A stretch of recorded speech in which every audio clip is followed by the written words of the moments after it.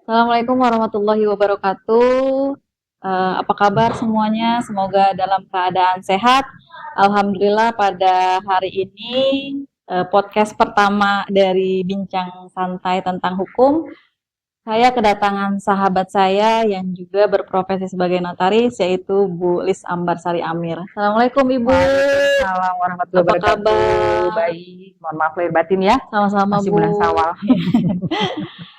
Ibu gimana perjalanan ke sini? Alhamdulillah, nggak macet. Heeh. Lancar ya, macet standar sih ya. Ada perbaikan jalan di Cikarang. Oh, alhamdulillah. Tapi karena udah sering kesini jadi tahu.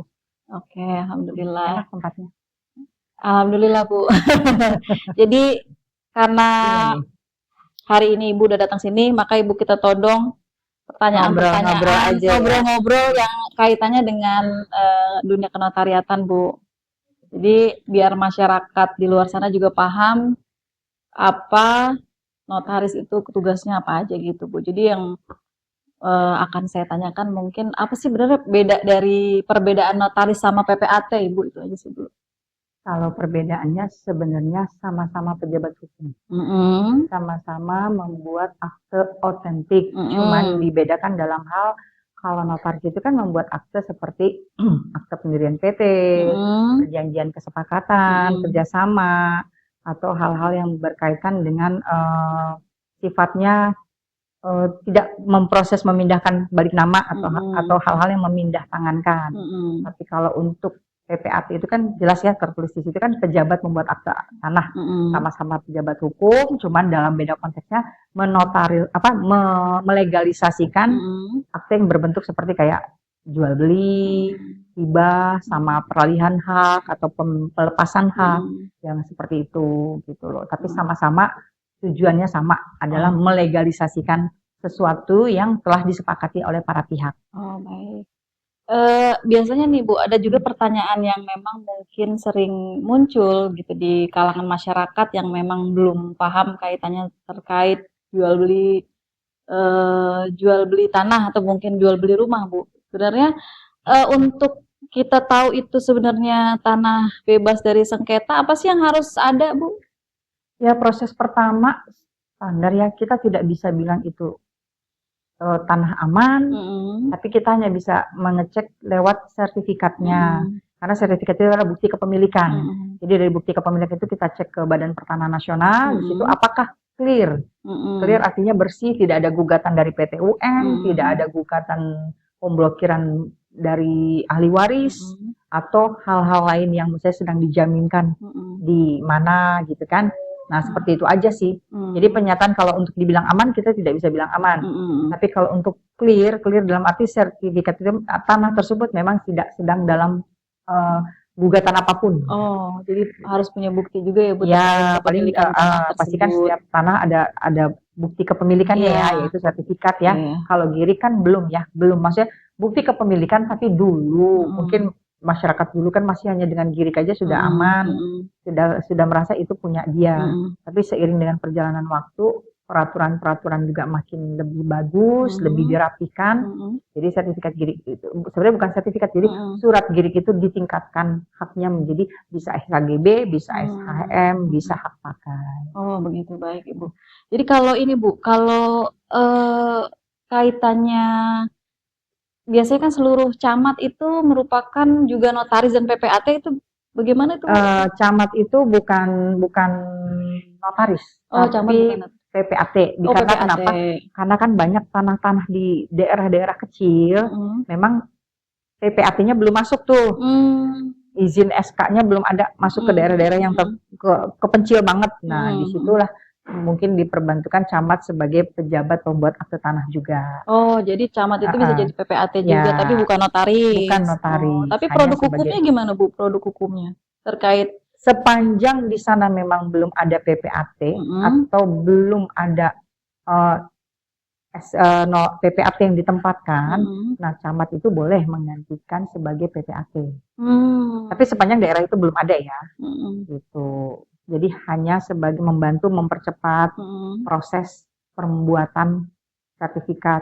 Jadi kan masyarakat yang terpencil-pencil mungkin kadang-kadang masih ada ya yang belum kena listrik, masih ibaratnya apa namanya tuh pendalaman lah ya. Pendalaman, Nah, itu kita perlu dibantu oleh camat. Dia sebagai pejabat pembuat akte tanah sementara. Ya, siap-siap.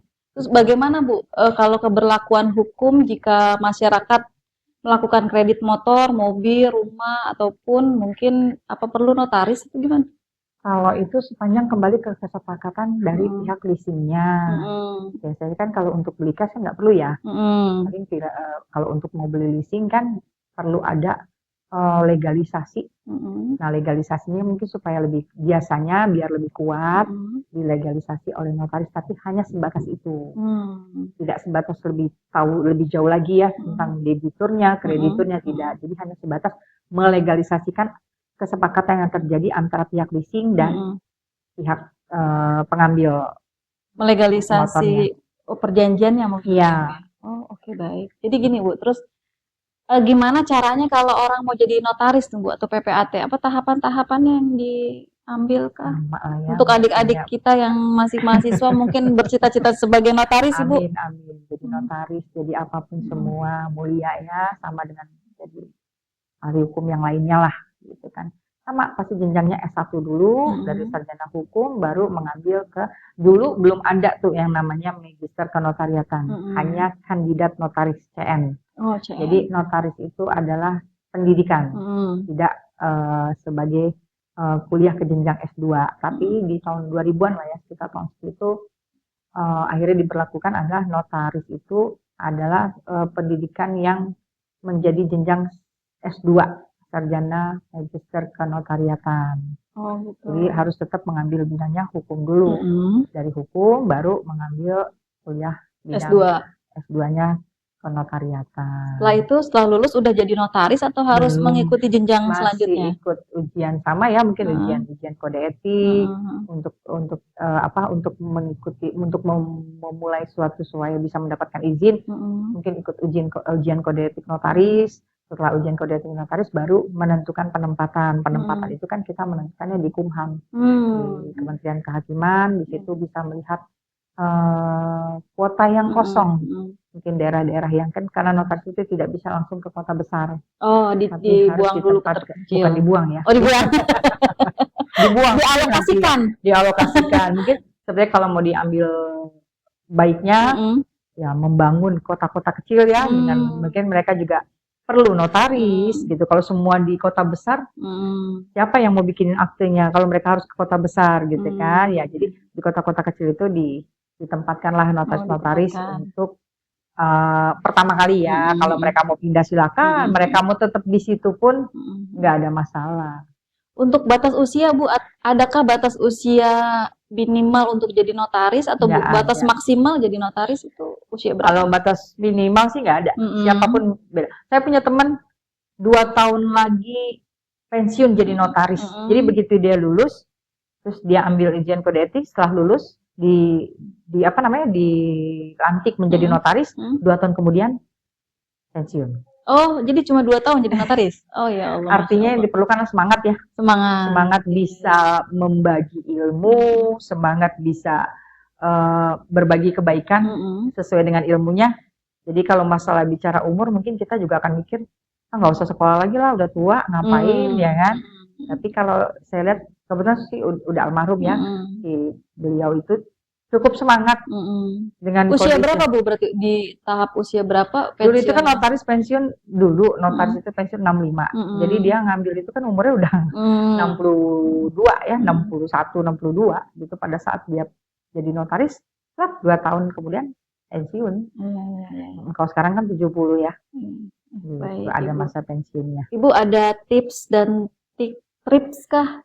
Trik and tips yang diberikan kepada masyarakat untuk mungkin edukasi terkait bagaimana cara atau mungkin bagaimana melihat selain tadi ada sertifikat atau mungkin proses-proses yang harus dilalui untuk membeli sebuah rumah atau tanah gitu. Ya mungkin gini ya, masyarakat umum kadang-kadang lebih memikirkan gini, udah suka sama rumahnya, udah suka sama tanahnya, jadi tidak melihat lagi segi keamanan, dalam arti yang penting beli langsung bayar dulu. Jadi sebaiknya kan konsultasi sama notaris itu tidak berbayar. Dalam artian silahkan monggo.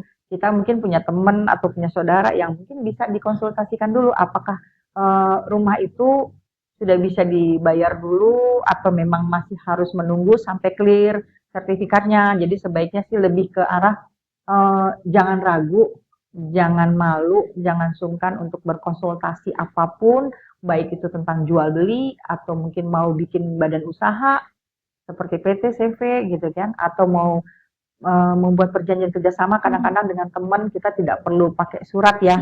Udahlah sama teman nanti juga bisa diatur, tapi pada prinsipnya sebaiknya kita tetap melegalkan akte pernyataan antara kita dengan teman kita atau dengan rekan bisnis kita melewati jasa notaris, karena dari situ kita juga bisa mempunyai kekuatan hukum dan kepastian pada saat nanti pekerjaan itu berlanjut atau tidak.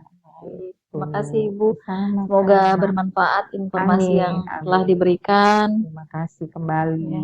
Kita cukupkan saja. Jangan lupa tetap stay tune di Bincang Santai tentang Hukum. Dadah.